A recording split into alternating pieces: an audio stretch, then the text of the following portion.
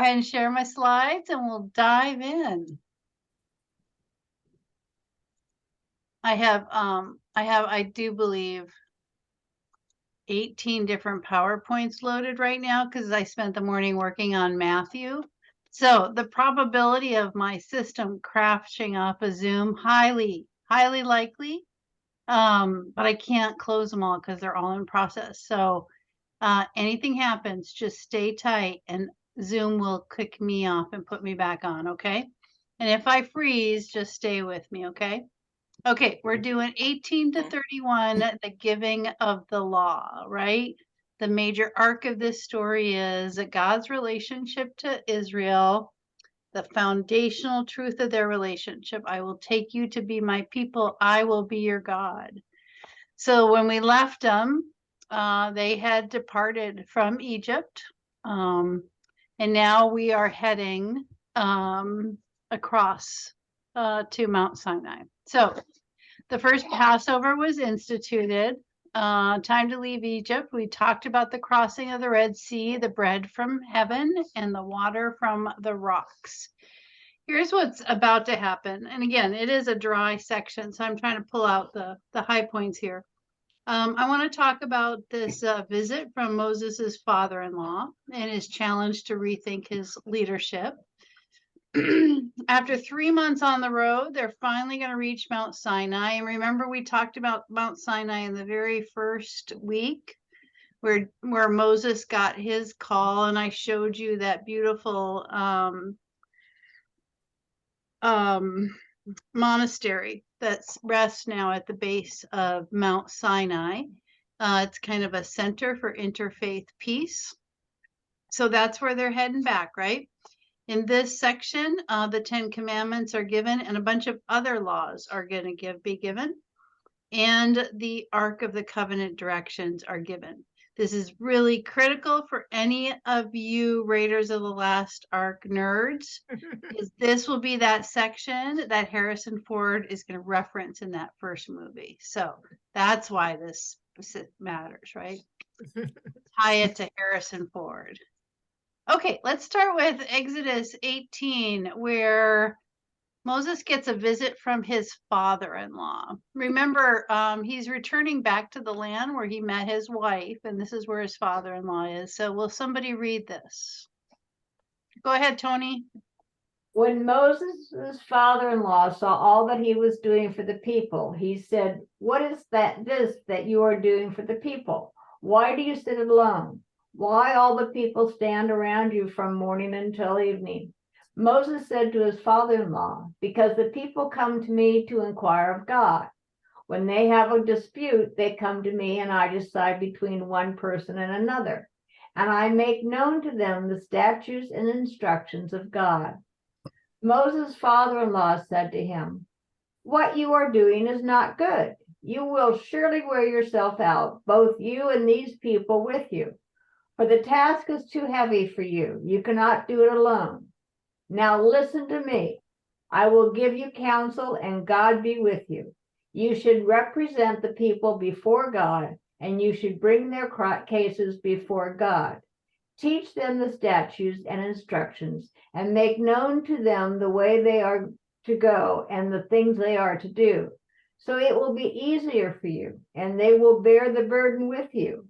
If you do this and God so commands you, then you will be able to endure, and all these people will go to their home in peace.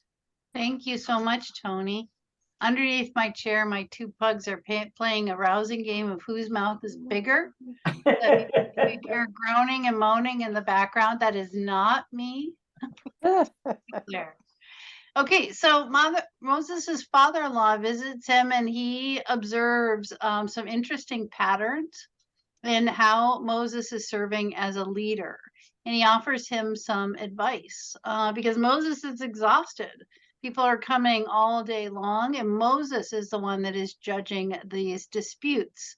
And Moses' father-in-law says, "Look, you can't do this long term." And it is at this point in time that the distributive leadership system is born, both for the Israelites and I think a model in general. You cannot do it all. Interesting, Moses's lesson is for the men of the tribe. So, Of course. okay, let's move on then. We're going to talk about coming to Sinai, and they're at the mountain. Will someone read this one? Go I ahead. will. Oop. Did you say for me to go ahead? Chris, you do it. Okay. At the third new moon, after the Israelites had gone out of the land of Egypt, on that very day they came into the wilderness of Sinai. They had journeyed from Rephidim, entered the wilderness of Sinai, and camped in the wilderness. Israel camped there in front of the mountain. Then Moses went up to God. The Lord called to him from the mountain, saying, "Thus you shall say to the house of Jacob, and tell the Israelites, you have seen what I did to the Egyptians, and how I bore you on eagles' wings, and brought you to myself. Now therefore, if you obey my voice and keep my covenant, you shall be my treasured possession out of all the peoples. Indeed, the whole earth is mine, but you shall be for me a priestly kingdom and a holy nation. These are the words that you shall speak to the Israelites." Thank you, Chris. Okay, so they've made it safely to the mountain. About 3 months have passed, and Moses goes up on the mountain. What God's talking to Moses, and remember with Exodus, you have multiple authors, they have not been edited. So you'll see replication, you'll see different theological bents. In this section, right, Moses is up talking to him, and God is re-emphasizing that covenant. This is the covenant language that we spent so much time with in Genesis. It is extending it into Exodus now, with the addition that here's what God's saying is, you keep this covenant and you are going to be especially precious out of all the people in the world. You are going to be my special precious people, right? This is I think a critical point, because throughout the arc of the Hebrew scripture, you'll see this emphasis on Israel being God's special people. And I want you to remember when we talked about when these scriptures were written down, that they were a people who had been taken out of a war-torn land, forcibly removed to Babylon, and that's when these are all written down. So it makes a lot of sense when you see this emphasis on God's special people, that there's a bit of reassurance to a population that is currently enslaved, right? So keep in mind the context within which these sacred words are written down, okay? This is, again, you're going to see lots of different voices here. Is Moses on the mountain, off the mountain? How many times does he go up? It's 3 different stories, right? Everything from this point on is going to be about setting up the governance and the societal norms for their community. Okay, let's do, oh, go ahead, Marilee. I have a question, and I have maps in the back of my Bible, and one of them shows that Mount Sinai is down at the south end of the Sinai Peninsula. It's also called Mount Horeb. And another one shows an alternate route that puts Mount Sinai up at the north edge of the Sinai, Jebel Helal. Yes, Is this having to do with the 3 stories? it has to do with the routes? fact that one, it's a myth, right? So that there are multiple traditions that have claimed sacred sites. The one in the south is the one that I showed you where that monastery is. That is the one that's traditionally understood as Mount Sinai. But yeah, there are other sites as well. Yeah. That would be my dogs there. Okay, let's do Exodus 20. We're starting to talk about the commandments here. Will someone read this? I will. I can. Oh, Okay, Diane, why don't you take that one, and Carol, you take the next one. Okay. Then God spoke all these words.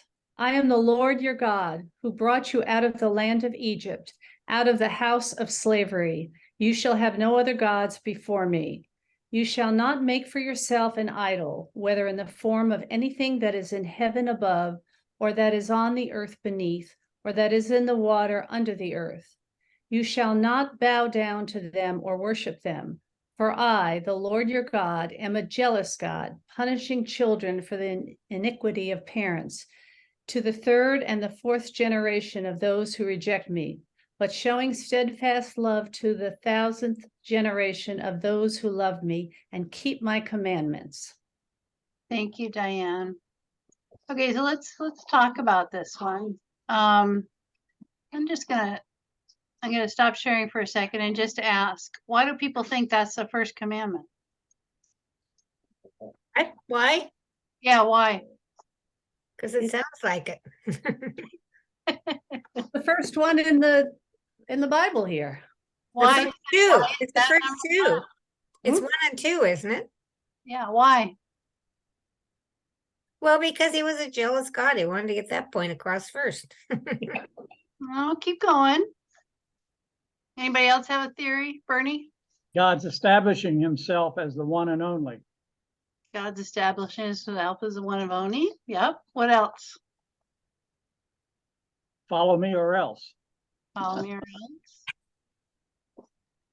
Maybe there was a problem that had to be solved, a really big problem.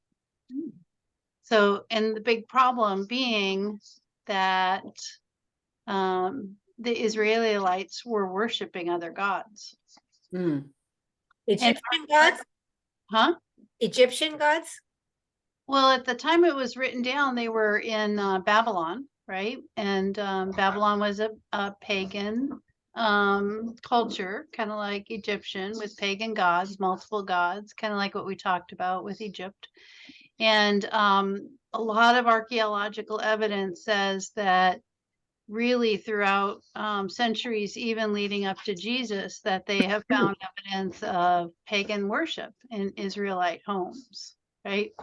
So why would that have to be the very first commandment? Probably because there was a problem that had to be solved with it, right? Okay, you two need to knock it off. Okay, so the 10 commandments are going to be found here. They are also in Deuteronomy and Leviticus in some form. So we're going to see them in lots of different ways.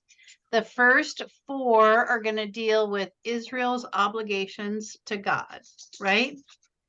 So the first, again, restricts the worship to any other gods. So the first commandment says one God, only one God.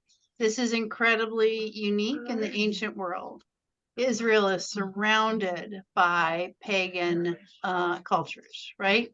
And Israel is occupied by pagan cultures. When you think about that history of occupation of Israel, it was constantly being taken over by pagan nations. This is very unique in the ancient world. So it was a pretty revolutionary move. It forbade the worship of all gods and goddesses in Israel, and archaeologists have found goddess worship as well in Israel. So this is what historically distinguished the Israelites from their Canaanite neighbors, from the Canaanites that they will occupy their territory, right? This is very clear throughout the Hebrew scriptures. This was incredibly hard to maintain, that there was extensive worship of other gods besides Yahweh throughout ancient Israel's story. And that's not just in archaeology. We see it throughout the Old Testament. Okay, so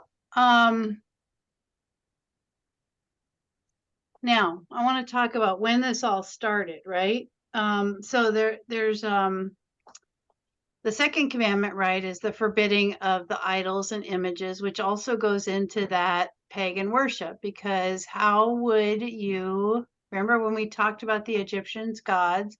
The gods manifest in those images. So it was common for people to have idols in their homes, home idols. It was common to have temples where people would go to worship in. So it's not clear whether or not this Yahweh exclusive requirement goes all the way back to the time of Moses. It may be way earlier than that. And so the 1 and 2 really go together. Don't worship other gods and don't make images of them, because that's again how you worship pagan gods. You made images of them. The third one is related to the use of the name of God. The fourth one is related to resting on the Sabbath. So those big four are all about how to be in relationship with God. The rest are about how to be in relationship in community, right? What was unique again was this exclusivity.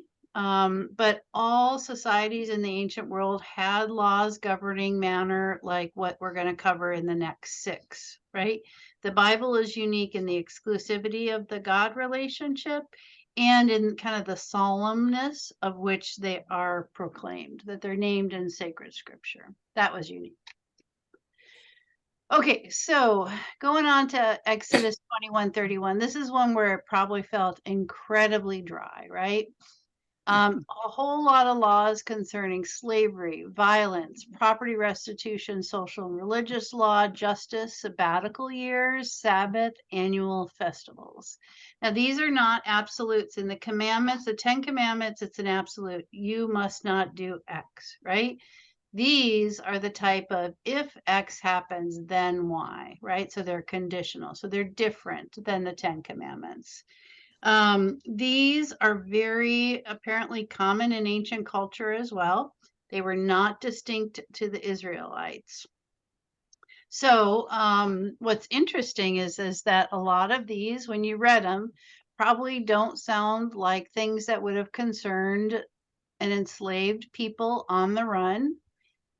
They're agrarian, a community. They're not the laws of what you would see for nomads living in the wilderness, right? So again, that kind of makes you think, I wonder when these were written down, right?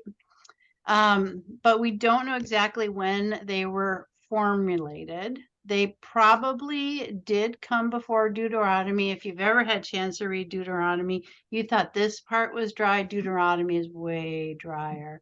And it includes a lot of this content as well. So a lot of scholars think that what is in this section of Exodus was what was used to set up the northern kingdom of Israel. So remember, there were 2 different kingdoms of Israel, a northern and a southern kingdom, after the big split.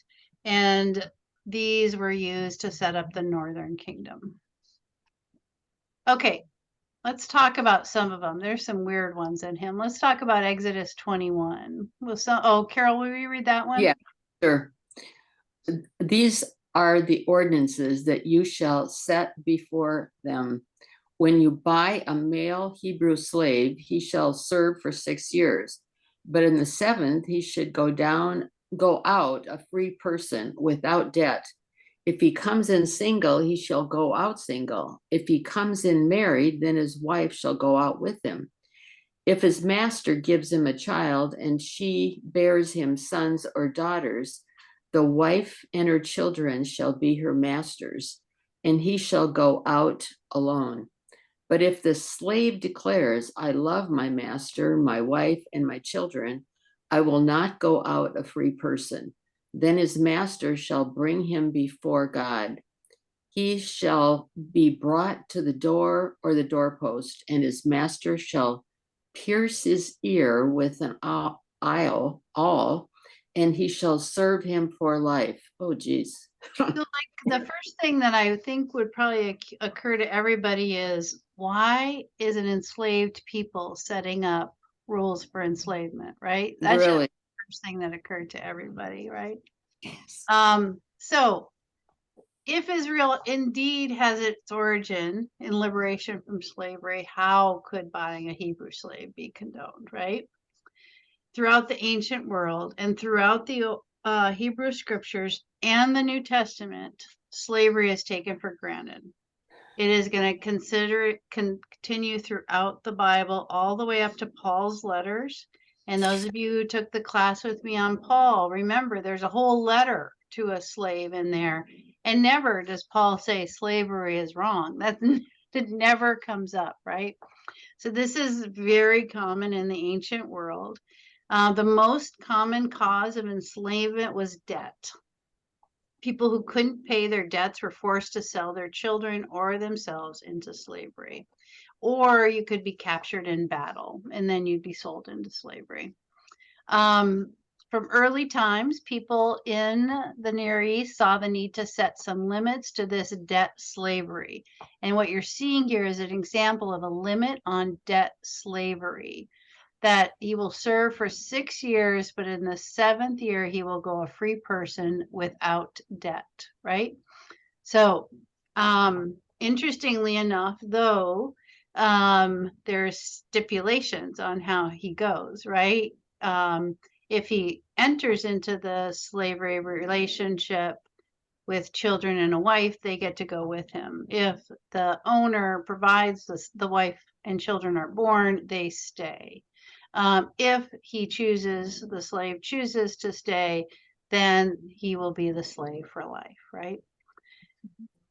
So in Deuteronomy, some of these are going to be loosened a bit, and but never questioned. So slavery will remain throughout the Old Testament and the New Testament as a given, right? We don't know if these are idealistic laws or if these were ever implemented. So is this the gold standard by which slaves should be treated, or is it the common reality? We don't know that one. Okay, let's talk about ox. Exodus 21. Will someone read this one? I will. Thank you, Paul. If someone's ox hurts the ox of another so that it dies, then they shall sell the live ox and divide the price of it. And the dead animal shall be also divided, and they shall also divide the dead animal. But if it was known that the ox was accustomed to gore in the past, and its owner had not restrained it, the owner shall restore ox for ox, but keep the dead animal. I feel like this is going to be a trivia question at some point in your life, so it's important that you know this one. Sounds vital, yes. It's really vital, right? Again, this is well within the common legal tradition of that area, right? So there were laws on this subject in Mesopotamia, and very, very common. So there's nothing unique about these laws in Exodus. It's they're unique to what they would have found all around them in other cultures, right? Which is restitution. Okay, let's talk about one that has bigger consequences, harming a pregnant woman. Will someone read this one? Or Paul, just keep reading, would you? Okay. When people who are fighting injure a pregnant woman so that there is a miscarriage, and yet no farther harm follows, the one responsible shall be fined what the woman's husband demands, paying as much as the judges determine. If another harm follows, then you shall give life for life, eye for eye, tooth for tooth, hand for hand, foot for foot, burn for burn, wound for wound, stripe for stripe. Anybody have an idea how this shows up in contemporary times? Well, people always refer to an eye for an eye, but That's true. A more contemporary battle at the Supreme Court, actually. Yeah, it shows up in the battle over abortion. It is. It's the abortion text. Yep. So, so what this is about is a case where people are fighting and they injure a pregnant woman and she suffers a miscarriage. So It was later interpreted as prohibiting abortion, but it actually only covers the accidental killing of the fetus. But it's one that is frequently brought up in the abortion debate. So let's be very clear.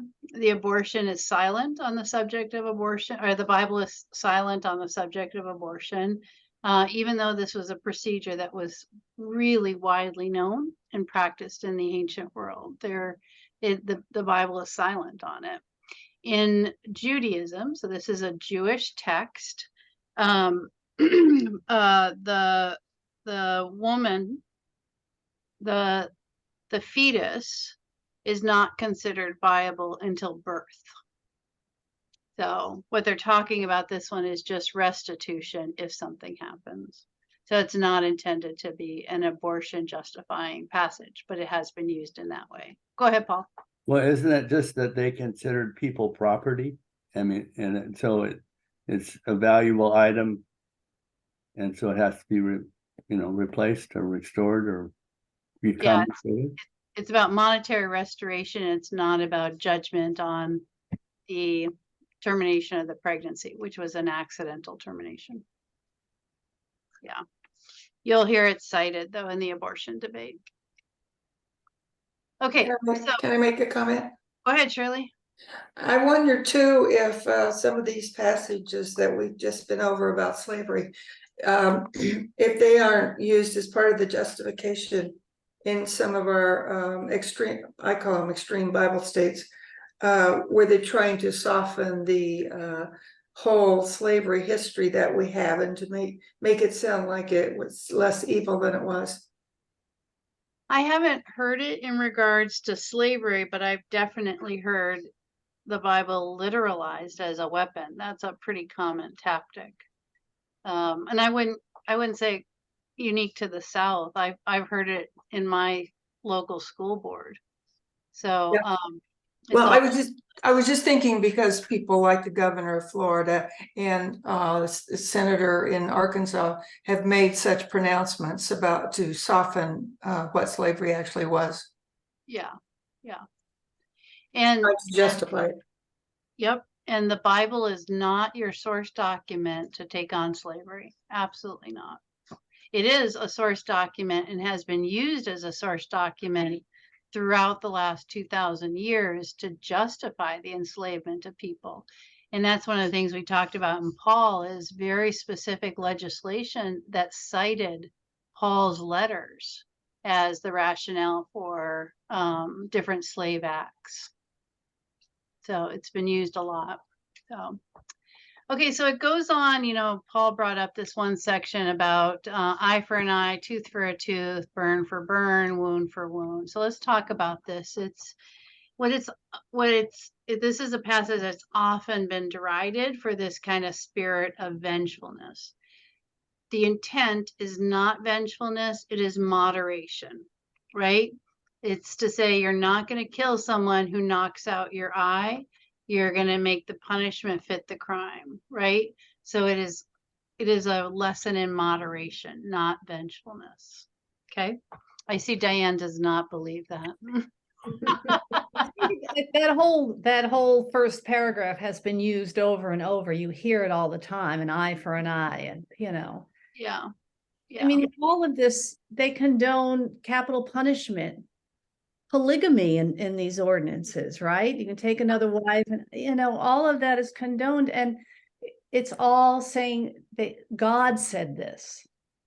Right. So and again, you cannot remove these texts from their ancient context, right? But they're removed all the time. I know, but we know better.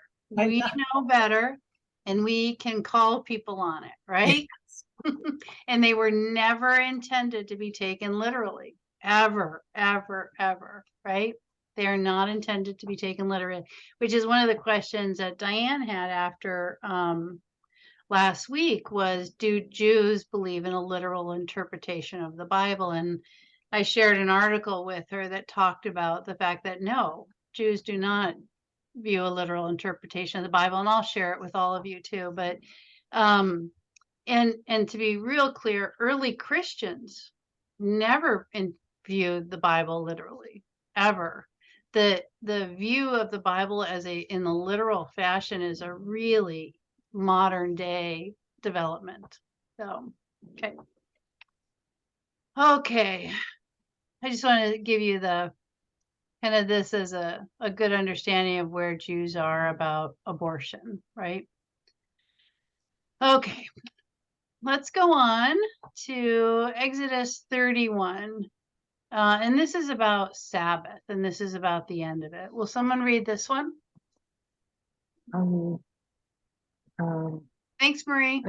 the Lord said to Moses, you yourself are to speak to the Israelites. You shall keep my Sabbaths, for this is a sign between me and you throughout your generations, given in order that you may know that I, the Lord, sanctify you.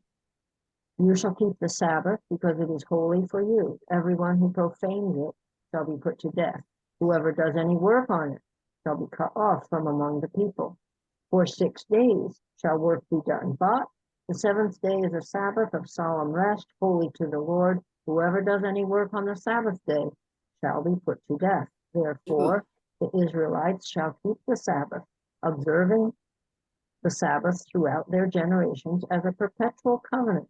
It is a sign forever between me and the people of Israel that in 6 days the Lord made heaven and earth, and on the seventh day he rested and was refreshed. When God finished speaking with Moses on Mount Sinai, he gave him the 2 tablets of the covenant, tablets of stone, written with the finger of God. Thank you, Marie. Okay, so we'll do a little imagery to give your minds a break of Moses coming down with the tablets, an image that has been depicted in many, many ways in art through the centuries.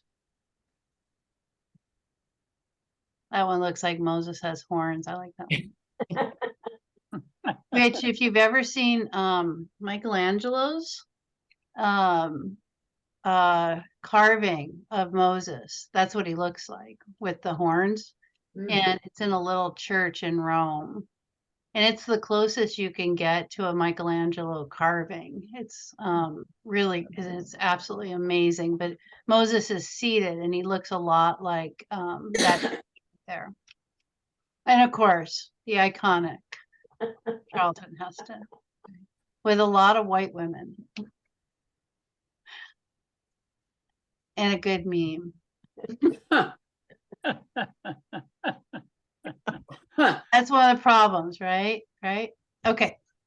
I'm going to send you into small groups. Before we do that, let me just stop sharing for a second and check in. Questions, comments. We've been through the laws, the 10 commandments. Next week, they're going to rebel, right? They're going to burn down all of that gold that they took out of Egypt. They're going to revert to those pagan gods, and Moses is going to get very, very mad. So that's what's to come as we wrap this up. But questions before we go there? Go ahead, Tony. You know, we've talked, at least in groups, I know Diane and Chris and I have talked about being raised Catholic, and Catholics don't study the Bible. And when I read this and it said, you know, God said, this is my religion and you need to follow that, I now understand why we never learned it, because, you know, Catholics weren't mentioned.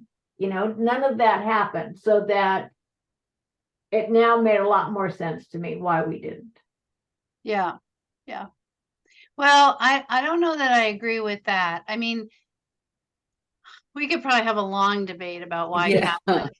That's a long conversation. Yeah. Let me just say instead, I really believe biblical literacy and understanding ancient context is critical because the Bible is being weaponized.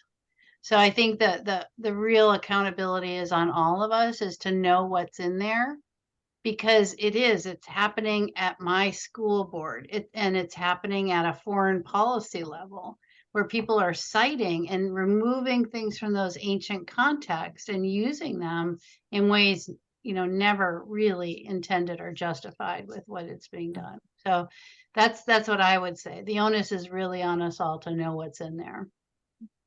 So, go ahead, Paul. So are we going to touch at all on the how to build the tabernacle and the box He really carriage. liked, he liked that part. Well, the reason I'm wondering is because that bothered me a lot with all those jewels and gold and silver. They're very poor people, right? Well, think about when it was probably written, right? So it's clearly instructions that don't apply to a wandering people, right? It's centuries beyond where it was probably intended, the story is intended to be placed. But I think about when it was written down. So it's not intended to say the wandering Israelites had all of these supplies, and that was how it was going to happen. Well, they did take some gold when they left Egypt, right? And they did, and you're going to see it next week. They're going to burn it all down and make the calf. Well, Moses is on the mountain. Okay. Yeah, I just needed a little context because that bothered me, that part. Yeah, and that section on building the tabernacle, those explicit instructions have applicability again if you're a Raiders of the Lost Ark fan. Right. And if you'll see the continuity with Deuteronomy as well, you'll see all of that stuff repeated in Deuteronomy and some in Leviticus too. Okay, thank you. Go ahead, Bernie. Let me make sure I understand this. This was probably written about 600 years before Christ. Is that correct? But it's about people who existed 10 centuries before that. So what happened was when the Babylonian exile happened, and When was that? so that was like 560, right? So Okay. Babylon comes in, destroys the temple. And they take all the scribes, all the priests, all the leadership, they take them all and they bring them to Babylon. So they basically leave Jerusalem devastated, destroyed, and kind of the low people that they didn't want to bother to bring with them. They leave them there. All of those people who are in Babylon now are going to take those scribes, and those priests are going to take what has been oral tradition.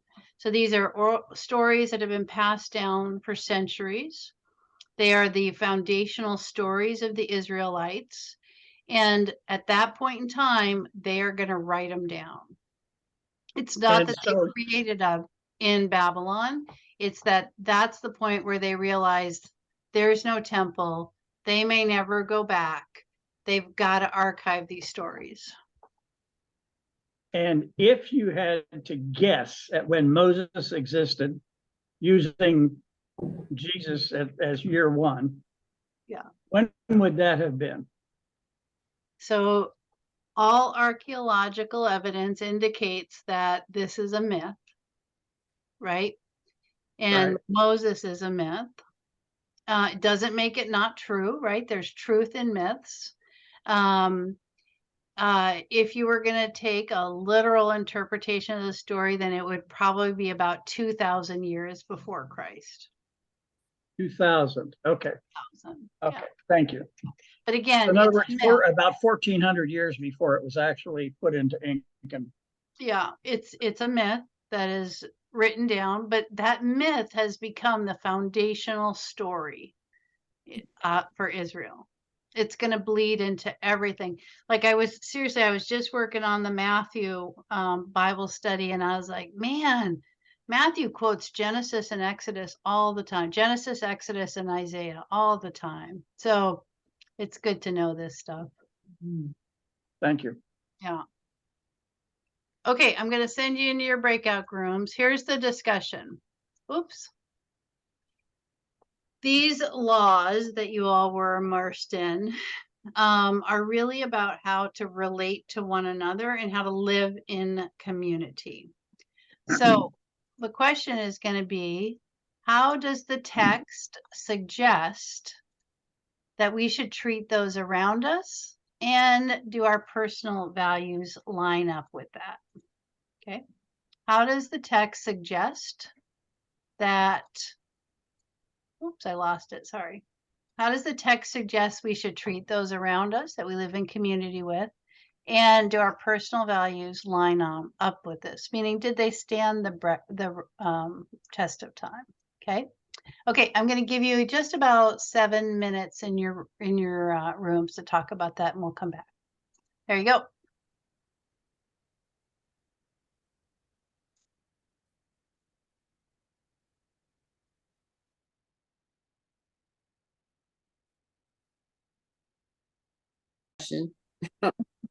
Good. Good. Okay, welcome back. Key thoughts, insights, observations, learnings. We like the 10 Commandments. That first part there, the 10 Commandments are good. Yeah. They're good. But they can also be used, also, it all can be used for the wrong thing. I mean, Yeah. Yeah, Remember, we, other than those first two, they're not unique. yeah. So those, in And- other words, did align with your personal values. Yeah. so the do unto others as you would have them do unto you seems to be much more universal in other religions. I mean, you can find that in all the religions. Can you find a list like this in all religions? I mean, I don't know that well, Islam. I don't know that answer, Marilee. But you I can find the do unto others as you would, Yeah. you can find that in all the major religions. Yeah. But Carol, that, what were you going to say? Who? Oh, you, Carol. I thought we Oh, cut you. me. Okay, well, we talked a little bit about, when you talk about rules, it's always questionable whose rules, whose rules you're talking about. I mean, that is used very arbitrarily in a lot of our political situations when they use the Bible, or even the commandments. It becomes a bit arbitrary, and it's always questioning whose rules are they talking about. Because I think we all have different understandings. So I think that's one of the issues around even the 10 Commandments. I think another thing, Paul's interest in the architectural part, and we were thinking that because this was written in Babylon, probably by the priests, and they had just been taken from Israel, Jerusalem, where the temple had been destroyed. It seems like they're writing down their memory of the temple so that if they ever get out again, it won't be them, but maybe somebody else can know how to reconstruct the temple. It's almost like because it goes into so much detail. Oh, geez. Paul says if they could just draw on a plan, it would be so much easier. But Yeah. here's what I like about what you're doing, Marilee. You're putting on that lens of what was the ancient community experiencing when it was written down, and what would that ancient community need to know. And that's a really interesting way to think about it. Yeah, because I really just kind of skimmed through all that. I just thought, well, what is this?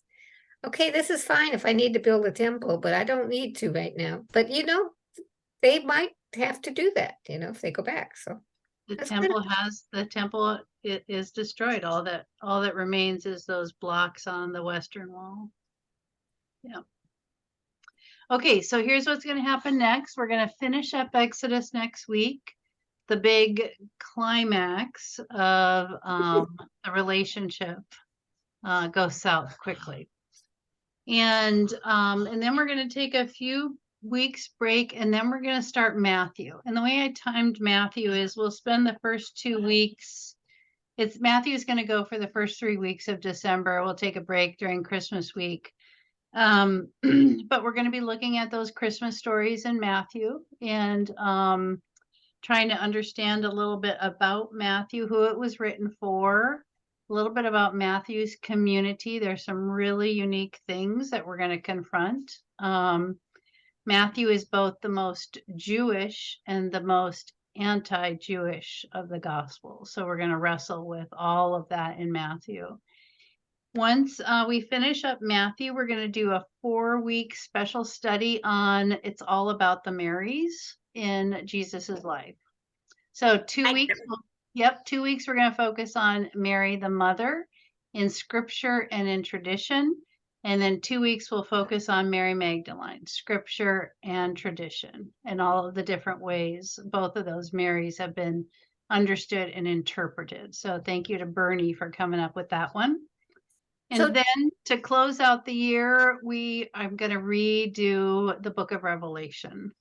And I just do think this is one that is probably the most misunderstood in the Bible, and really, really worthy of spending time with. So that's what we got up and coming, okay? Which are the weeks for the Matthew, what week, Matthew's gonna start the first week in December, and it will continue right up until Lent. Which is sometime in February. Yeah, Ash Wednesday is Valentine's Day. Oh, my. Hmm. Yep. So I was thinking, get your red on for Ash Wednesday. there you go, just like Pentecost. Yeah. Okay, everybody, then I will let you go for today. Y'all have a great week, and I'll see you back here one more time for Exodus, and we'll wrap it up, okay? Thank you. Okay.